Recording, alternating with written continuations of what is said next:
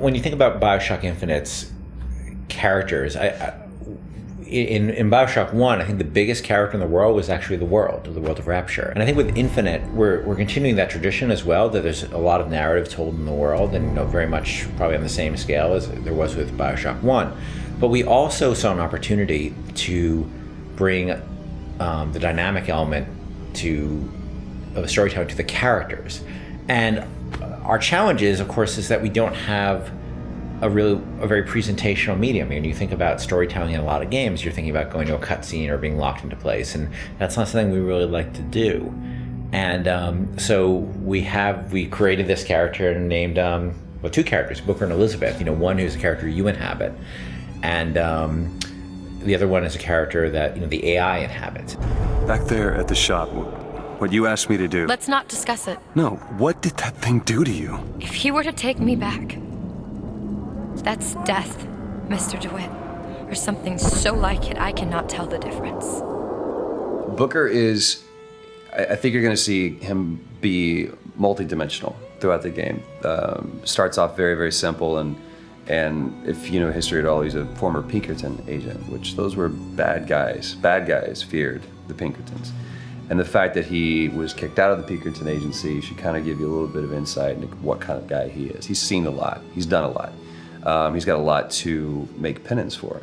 And when he's presented this opportunity, which at first is just a job to him, of getting Elizabeth out of her gilded cage and taking her from point A to point B, that's where I think his journey starts, not just in a literal sense, but more of a metaphorical sense as well.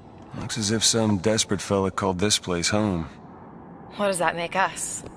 Liz is interesting because she is really coming of age in this story, and she's figuring out what kind of woman she wants to be, kind of getting out of that little girl thing, which has been, even though she's a little bit older, I think being held captive, I mean, I would assume her whole life, or however long Ken decides, she's been held captive by songbirds. That's kind of halted her growth in terms of defining her independence. So she's figuring that out, and she's very sweet, very compassionate, and also very headstrong, which I like that about her. He's in pain. Not for long. I need you to step back. Wait, there's a tear. See, right here. Elizabeth, it's just an animal. I can control it this time. It is too powerful. You won't be able to stop it. I wasn't asking for permission. In terms of what I look for in a voice actor, I look for somebody who can inhabit the role. And sometimes they'll bring something to the role that I had no idea, and I'll change the role. With both of them, I think I saw people who sort of inhabited the basics of what I saw in the character, but they were also very good at taking direction. They're very good at responding to feedback, and that's what I mean more. It's less direction and more feedback, because a lot of times I don't even know what I want, and I'm just sort of saying, let's try in this area, and they're very open to that, and they're really generous in the process, and that's been incredibly helpful.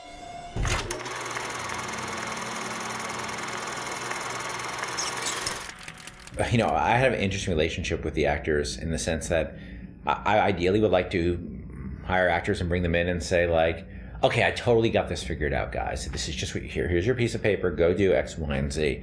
And that's just not the case in this game, because we're doing something that we haven't really done before. So when we start sessions with them, I basically have a bunch of writing I've done and a bunch of sort of scenes we want to do. And sometimes those scenes end up, they're very prototypical of what we're actually going to end up with.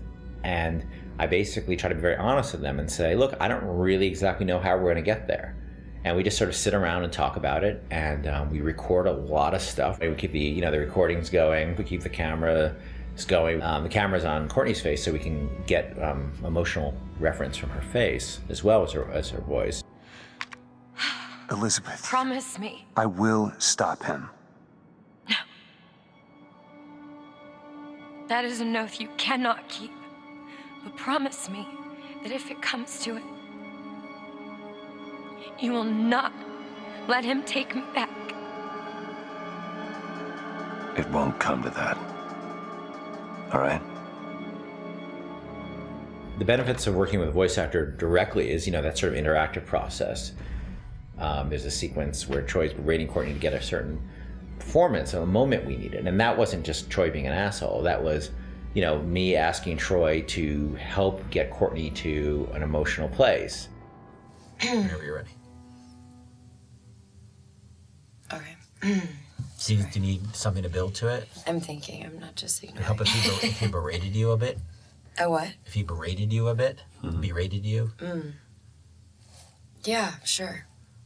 What, you know, like, what were you doing? What were you thinking? You're never Fucking gonna work. moron. You're gonna get us fucking killed. I like that. Keep going. Yeah, Troy, don't be afraid of it. No, I'm not. Really I'm go not. into her. Yeah. No, I just don't want you to stop. Fucking child. Shut up! You know, it's a Glenn Ross beating up. Makes me so uncomfortable. Keep going. I don't care if you're uncomfortable or not. Pull it the fuck together. You've either got this or you don't. The fuck were you thinking? Keep at her, Troy. Keep at her. No, she's got it. She just needs to fucking focus. Don't fucking laugh! Okay, you were right. I can't control it. It's not possible.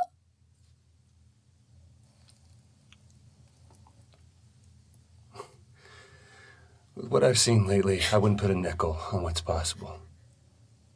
Now, come on. I think it's time we found Comstock, okay? Can we do it once more? Yeah, that's good. That's good. Will you yell, you fucking psychopath? Will you scream at me a little more? And then be nice? You know, to say, what's it like working with Ken Levine? And I always answer with, I don't know. I'll let you know.